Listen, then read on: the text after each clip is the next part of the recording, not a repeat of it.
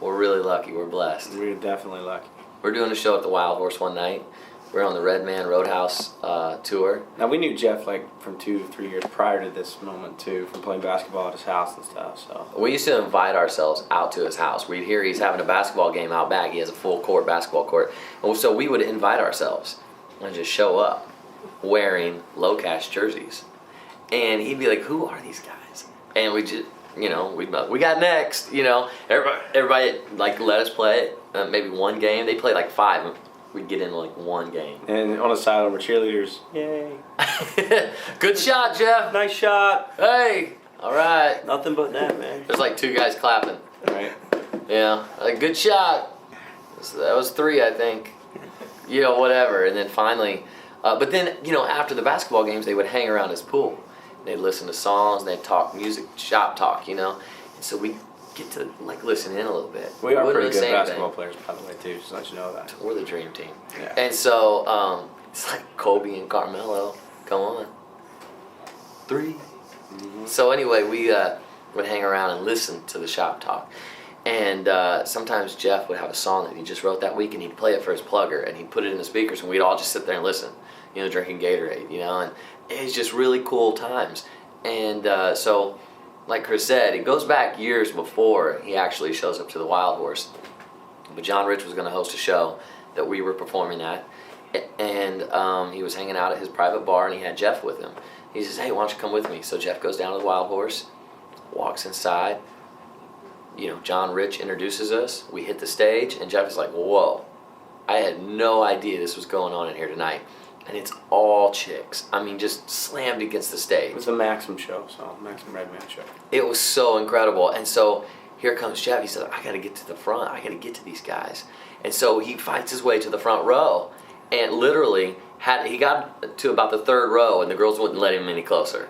And he had to tell them that we were his sons to get to the front row. And so he gets up to the front, and he's like waving us down, trying to get our attention. And we're just rocking, man. We got chicks screaming, and this is it, man. This is what we came to Nashville for. And we see this guy over here, like, waving, and I'm like, who's that? What's going on? So noticed the light hit him, and saw the tattoos across his fingers, and I was like, that is Jeffery Steele. And so I was like, I'm running down there. So I ran down there without telling Chris what I was doing. I had no clue. I was just doing a harmony note by myself. Yeah, so for those of you who are singers, the melody is now gone, and he's just singing harmony. I bet that sounds real great. So run down, and Jeff says, I get it. I see it. All you need is my songs. Call me. And we're like, done.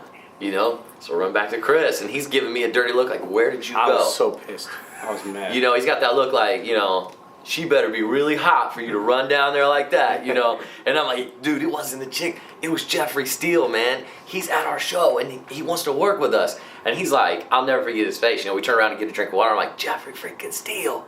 And he's like, no way. And I'm like, dude, that show couldn't get over soon enough so we could talk about it. I mean, we were trying to talk about it on stage. We'd sing lines. I'm like, what did he say? I'm like, wait a minute. He said he likes us. When are we meeting? Yeah. Well, the one thing I forgot was his phone number. I didn't get his phone number that night. That was horrible. So, everyone's like, okay, did he really want to work with you because he didn't give you his phone number? And the people who have his number wouldn't give it up. They're like, if he wants to work with you, he'll give you his number. I'm like, he did, but we were on stage, but I didn't get his number. And so I was pissed again. So now Chris is like, are you sure it wasn't a coincidence? Now all the pressure's on me. I'm like, I think he wants to work with us. He said he wants to work with us. He shook my hand and said, let's do this. So we finally bribed Sony Publishing to give us his phone number. And they said, we're not going to give you his phone number. We're going to call him and find out. Not only did they call him and find out, but they called back and said, this is the real deal. He really wants to work with you guys, and we want to be involved too. And so that was the beginning. Sony Publishing, they anteed up. They've been great. So amazing, man. Troy Thomason said, get into my office. So all of us got together, we put our hands in there, and boom, here we are on the other side of our album. Woo! Cool stuff.